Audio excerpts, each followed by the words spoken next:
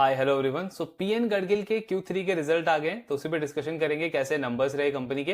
And आज con call भी हुआ है कंपनी का, सो उसमें मैनेजमेंट का क्या कमेंट्री रहा, बिकॉज उसी से हमको कन्विक्शन आता है, कॉन्फिडेंस आता है एक बिजनेस मॉडल के ऊपर। तो उस पर भी डिस्कस करेंगे एंड समझेंगे कि इस पूरे रिटेल ज्वेलरी स्पेस के ऊपर कहाँ पे बेस्ट अपॉर्चुनिटीज अवेलेबल है। सो पीएन गडगिल का डिटेल बिजनेस मॉडल हमने पास्ट में बहुत बार कवर किया हुआ है, उसका लिंक वगैरह आपको डिस्क्रिप्शन में मिल जाएगा।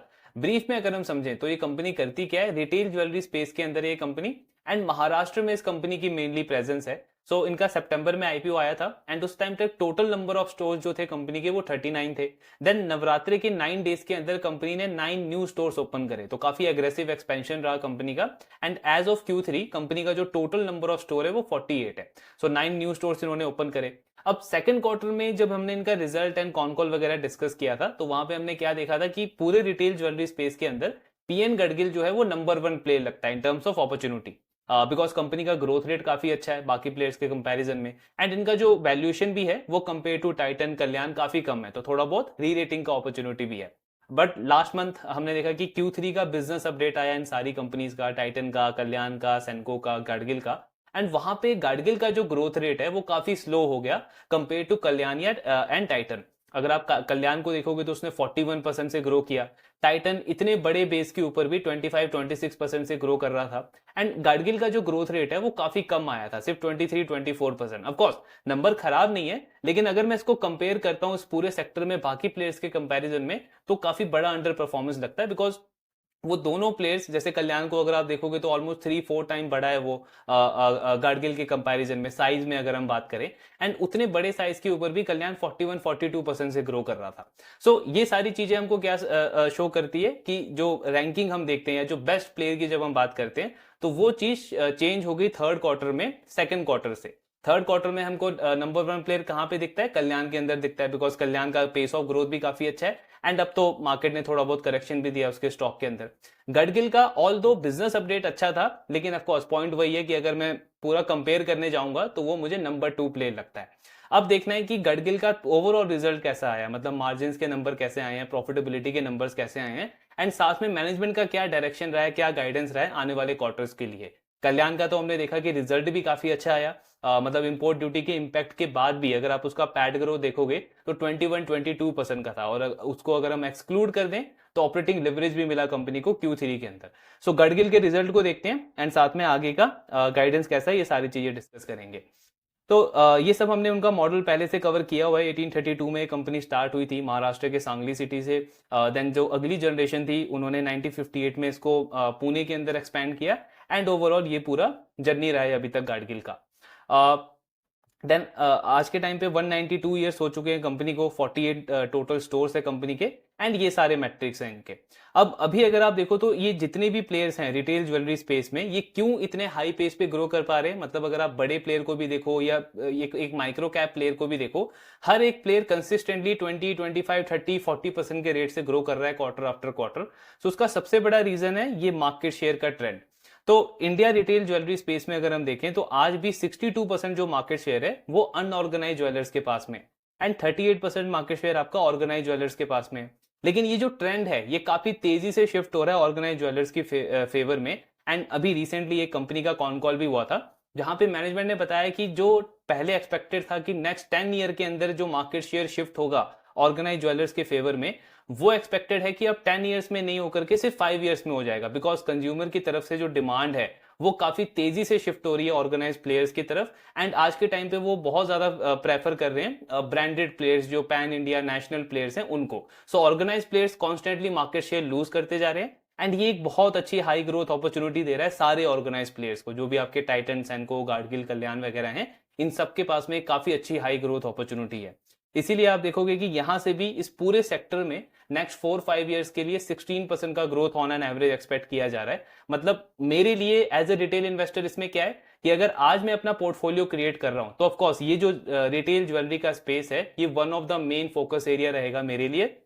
उसका सबसे बड़ा रीजन है कि इसके लिए मुझे कोई स्पेसिफिक बैकग्राउंड नहीं चाहिए। मतलब अनलाइक बैंकिंग, एनबीएफसी, या आप देखते हो माइनिंग सेक्टर हो गया, इंजीनियरिंग सेक्टर हो गया, ट्रांसमिशन पावर सेक्टर हो गया, जहां पे आपको आपको एक स्पेसिफिक बैकग्राउंड चाहिए, आपको थोड़ा बहुत उसका नॉलेज होना चाहिए। देन विद टाइम जब आप उसको ट्रैक करते जाते हो तो आपको मॉडल की थोड़ी बहुत अंडरस्टैंडिंग होती है। ये जो सेक्टर है ये काफी सिंपल मॉडल्स है इनके, आई मीन कंजम्पशन सेक्टर है, एंड वहां पे अगर मुझे पूरे सेक्टर में इतनी हाई ग्रोथ मिल रही है तो कुछ अगर ऐसे प्लेयर्स हो, mid cap small cap players जिनका मैनेजमेंट कंसिस्टेंटली अच्छे से एग्जीक्यूट कर रहा हो, तो मेरे लिए एक बहुत हाई ग्रोथ अपॉर्चुनिटी बन जाएगी नेक्स्ट कुछ ईयर्स के लिए। इसमें अगर आप देखोगे तो साउथ में 40% कंजम्पशन होता है, देन वेस्टर्न रीजन में 25% कंजम्पशन होता है। अब वेस्टर्न रीजन में महाराष्ट्र में पीएन गडगिल की जब हम बात करते हैं तो ये सेकंड लार्जेस्ट प्लेयर है आफ्टर टाइटन। देन अगर आप ओवरऑल प्रोडक्ट मिक्स देखोगे तो इंडिया में वेडिंग वियर जो है उसमें उसकी 55% कंजम्पशन होती है, जो आपके डेली वेयर है उसमें 35% की कंजम्पशन होती है, एंड फैशन वेयर का 10% कंजम्पशन है। Gradually daily wear fashion wear का जो कंजम्पशन है वो काफी ज्यादा इंक्रीज होता जा रहा है, एंड कुछ आप कंपनीज देखोगे जो वैसे तो ट्रेडिशनल मॉडल में है, वेडिंग ज्वेलरी ज्यादा उनका प्रेफरेबल मॉडल है, बट आज के टाइम पे वो ग्रेजुअली डेली वेयर और फैशन वेयर के अंदर भी अपना जो प्रोडक्ट पोर्टफोलियो है वो इंक्रीज करती जा रही है। देन अगर हम इनका Q3 का नंबर देखें ओवरऑल कि कंपनी का रिजल्ट कैसा आया है, तो अगर आप रेवेन्यू का नंबर देखोगे गाडगिल का, सो 23-24% का ग्रोथ है कंपनी का वाई लेवल पे। ये हमने इनके बिजनेस अपडेट में भी देखा था। मोस्ट इंपॉर्टेंटली इबिट्टा में अगर हम देखें तो 37% की ग्रोथ है, यानी कि ऑपरेटिंग लिवरेज मिला है कंपनी को। हमने ऐसे डिस्कस किया कि 9 न्यू स्टोर्स ओपन करे कंपनी ने नवरात्रि के 9 डेज के अंदर, और ओवरऑल अगर आप 9 मंथ्स की बात करोगे तो कंपनी ने अभी तक 12 न्यू स्टोर्स ओपन कर दिए हैं। FY24 में कंपनी के 36 स्टोर्स थे, अभी कंपनी के 48 स्टोर्स हैं। इन 9 मंथ्स में 12 स्टोर्स इन्होंने न्यू ओपन करे हैं, यानी अगर आप स्टोर रेट का एक्सपेंशन देखोगे तो ऑलमोस्ट 30-32% से कंपनी अपने नंबर ऑफ स्टोर्स को ग्रो कर रही है। आपने नया स्टोर ऐड किया है ऑलमोस्ट 12 के आसपास, स्टिल आपके बिजनेस में ऑपरेटिंग लिवरेज आ रहा है, यानी एडिशनल एक्सपेंसेस तो आई ही हैं लेकिन उसके बाद भी ओवरऑल बिजनेस में ऑपरेटिंग लिवरेज आ रहा है। तो इसका मतलब क्या है कि प्रॉफिटेबिलिटी के मैट्रिक पे कंपनी की काफी अच्छी परफॉर्मेंस रही है। एंड सिर्फ इबिट्टा ही नहीं, अगर हम पैट का नंबर भी देखें तो उसमें भी 49% की ग्रोथ है, मतलब ओवरऑल प्रॉफिटेबिलिटी पे बहुत अच्छा रिजल्ट आया है कंपनी का। ग्रॉस मार्जिन अगर आप देखोगे तो उसमें भी इंप्रूवमेंट है, 8.5% से ऑलमोस्ट 10% का ग्रॉस प्रॉफिट मार्जिन है कंपनी का। इबिट्टा मार्जिन अगर आप देखोगे तो उसमें भी वाई लेवल पे 50 बेसिस पॉइंट का इंप्रूवमेंट है। Quarter on quarter of course हमको ये ज्यादा इंपैक्ट दिखेगा, लेकिन Q3 कंपनी का सबसे क्योंकि बेस्ट क्वार्टर होता है इन कंपनीज के लिए, इसलिए वाई कंपैरिजन हमको थोड़ा सा बेटर आइडिया देगा यहाँ पे। इबिट्टा मार्जिन में भी इंप्रूवमेंट है, एंड फाइनेंस कॉस्ट अगर आप देखोगे तो उसमें भी काफी ज्यादा इंप्रूवमेंट आई है। इस कंपनी की जो IPO आया था इनका, मैनेजमेंट का one of the main purpose था कि इनको इनका जो वर्किंग कैपिटल लोन है या फिर जो लॉन्ग टर्म डेट है वो इनको रीपे करना है। इन्होंने किया भी है काफी हद तक। फर्स्ट हाफ में इनका बैलेंस शीट भी हमने चेक किया था, एंड अभी आप देखोगे तो उसमें फाइनेंस कॉस्ट में भी कंपनी को इंप्रूवमेंट मिली है, जिससे पैड में और भी अच्छी ग्रोथ आई है। 49% के आसपास का ग्रोथ आया है कंपनी के बॉटम लाइन के अंदर। अभी तक का जो कमिटमेंट था कंपनी का, तो उसमें आप देखोगे कि 12 स्टोर्स का इन्होंने गाइडेंस दिया था IPO के टाइम पे इस पूरे फाइनेंशियल ईयर में, जिसमें से 9 स्टोर्स इन्होंने थर्ड क्वार्टर में ओपन कर दिए, यानी 75% ये गाइडेंस अचीव हो गया है। देन बैंक का जो लोन रीपे करना था वो पूरा 100% कर चुकी है कंपनी। एंड गोल्ड हेजिंग जो जब IPO उनका आया था तब हार्डली थोड़ा बहुत GML था कंपनी का, आज के टाइम पे 83.6% हेजिंग कर चुकी है अपने इन्वेंट्री का कंपनी, तो ये वाला पार्ट भी इनका 100% अचीव हो चुका है। रिजल्ट वाले पार्ट पे अगर हम बात करें तो नंबर्स अच्छे रिपोर्ट करे कंपनी ने, टॉप लाइन का ग्रोथ भी अच्छा है, एंड ओवरऑल अगर हम प्रॉफिटेबिलिटी देखें तो वहां पे भी काफी अच्छी परफॉर्मेंस है, एक स्ट्रॉन्ग ऑपरेटिंग लिवरेज मिला है कंपनी को। अगर हम कॉनकॉल की बात करें कि मैनेजमेंट ने क्या कमेंट्री दिया, तो सबसे पहले इनका ये जो हेजिंग वाला पोर्टफोलियो है, मैनेजमेंट ने कहा कि ये 100% इनका जो इन्वेंट्री है गोल्ड का वो अब हेज हो चुका है। आगे चल के अगर गोल्ड के प्राइसेस में कोई भी वोलेटिलिटी होगी तो इनको इन्वेंट्री वगैरह पे कोई भी हिट उसका नहीं लेना पड़ेगा, तो उसको इन्होंने प्रोटेक्ट कर लिया है, जो इनका मेन पर्पस था IPO का एक। देन इसके बाद स्टोर एडिशन के ऊपर मैनेजमेंट ने बताया कि आज के टाइम पे, मतलब एज ऑफ नाउ अगर हम देखें तो कंपनी के टोटल नंबर ऑफ स्टोर जो है वो 50 हो गए हैं, मतलब Q3 तक 48 स्टोर्स थे, अभी इन्होंने 2 स्टोर्स और ओपन करे हैं और total number of stores company के 50 हो गए हैं। एंड देन मार्च तक कंपनी का प्लान है कि ये 3 न्यू स्टोर्स और ओपन करेंगे। By the end of FY25 company के जो टोटल स्टोर्स हैं वो 53 हो जाएंगे। लास्ट ईयर कंपनी का टोटल स्टोर था 36, इस साल के एंड में कंपनी का टोटल नंबर ऑफ स्टोर हो जाएगा 53। मतलब वाई लेवल पे अगर आप स्टोर एक्सपेंशन देखोगे तो ऑलमोस्ट 35 से 40% के रेट से कंपनी अपने नंबर ऑफ स्टोर्स को एक्सपैंड कर रही है। इससे भी ज्यादा एग्रेसिव उन्होंने गाइडेंस दिया है नेक्स्ट फाइनेंशियल ईयर का, FY26 का।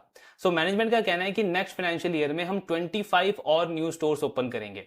तो मतलब अगर आप ग्रोथ रेट देखो तो ऑलमोस्ट 47-48% के रेट से कंपनी अपने नंबर ऑफ स्टोर्स को एक्सपैंड करने का प्लान कर रही है नेक्स्ट फाइनेंशियल ईयर के अंदर, यानी 53 FY25 तक हो जाएगा, by the end of FY26 company 78 stores के ऊपर ऑपरेट कर रही होगी नेक्स्ट फाइनेंशियल ईयर के एंड तक।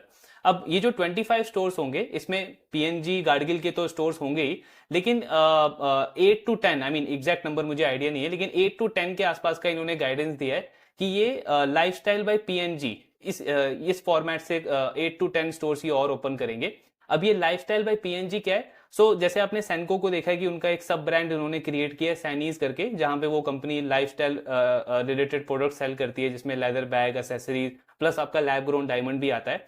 पीएन गडगिल का कहना है कि लैब ग्रोन डायमंड पे तो अभी हमारा फोकस नहीं है, वो आगे चल के अगर हमको इंक्वायरी आएगा तो उस पर हम एक्सप्लोर करेंगे। लेकिन ये जो लाइफस्टाइल बाय पीएनजी है, इससे ये कंपनी यंगर जनरेशन को टारगेट करना चाहती है, यंगर ऑडियंस को टारगेट करना चाहती है। इस वाले फॉर्मेट के स्टोर में, मतलब एक तो ये छोटा फॉर्मेट होगा कंपेयर टू पीएन गडगिल का जो स्टोर है, अराउंड 1500 स्क्वायर फीट का इसका स्टोर का साइज रहेगा। एंड इसमें company light weight jewellery sell करेगी, गोल्ड और डायमंड ही सेल होगा, मतलब फैशन ज्वेलरी की तरफ फोकस नहीं होगा, लेकिन लाइट वेट ज्वेलरी होगा। 18 कैरेट से लेकर के 14 कैरेट कैटेगरी के जो गोल्ड और डायमंड ज्वेलरीज होते हैं वो कंपनी यहाँ पे सेल करेगी। तो मैनेजमेंट का कहना है कि अराउंड 8 to 10 के आसपास ये इस फॉर्मेट के अंदर स्टोर ओपन करेंगे नेक्स्ट फाइनेंशियल ईयर के अंदर। देन कंपनी का यूएस के अंदर भी 2 स्टोर ओपन करने का प्लान है सिएटल के अंदर। हमने देखा कि कल्याण ने इस फाइनेंशियल ईयर में एंट्री की है यूएस के अंदर, उन्होंने अपना पहला स्टोर ओपन करा। गार्डगिल भी नेक्स्ट ईयर यूएस के अंदर एंट्री प्लान कर रहा है एंड 2 स्टोर्स ओपन करने का उनका टारगेट है नेक्स्ट फाइनेंशियल ईयर के अंदर। प्लस जैसा इनका गाइडेंस था, FY26 में कंपनी महाराष्ट्र के बाहर के जो स्टेट्स हैं वहां पे एक्सपेंशन स्टार्ट करेगा। जैसा इन्होंने आईपीओ के टाइम पे भी बोला था कि पेशवा का जो रूट है, पेशवा का जो एक्सपेंशन का मॉडल है उसको हम फॉलो करेंगे। महाराष्ट्र में एक अच्छा इन्होंने मार्केट शेयर गेन कर लिया है। उसके बाद एमपी, छत्तीसगढ़, राजस्थान, हरियाणा, दिल्ली, यूपी, बिहार, इन सारे स्टेट्स के अंदर step by step company enter करेगी। तो नेक्स्ट ईयर कंपनी का महाराष्ट्र के बाहर का एक्सपेंशन का प्लान है। मैनेजमेंट का कहना है कि जो हमारा कोर एडवांटेज हमने महाराष्ट्र के अंदर गेन किया है, हमें काफी कॉन्फिडेंस है कि हम वो चीज रेप्लीकेट कर सकते हैं बाकी स्टेट्स के अंदर भी। जैसे एमपी के लिए इन्होंने कहा कि काफी क्लोज है वो महाराष्ट्र से एंड वहां की जो पॉपुलेशन है वो काफी फेमिलियर है पीएन गाडगिल के ब्रांड से। उसका हमको एक अच्छा एडवांटेज मिलेगा जब हम उस स्टेट के अंदर एक्सपैंड करेंगे। बाकी ग्रोथ पोटेंशियल तो बहुत है, अंडर पेनिट्रेशन काफी है।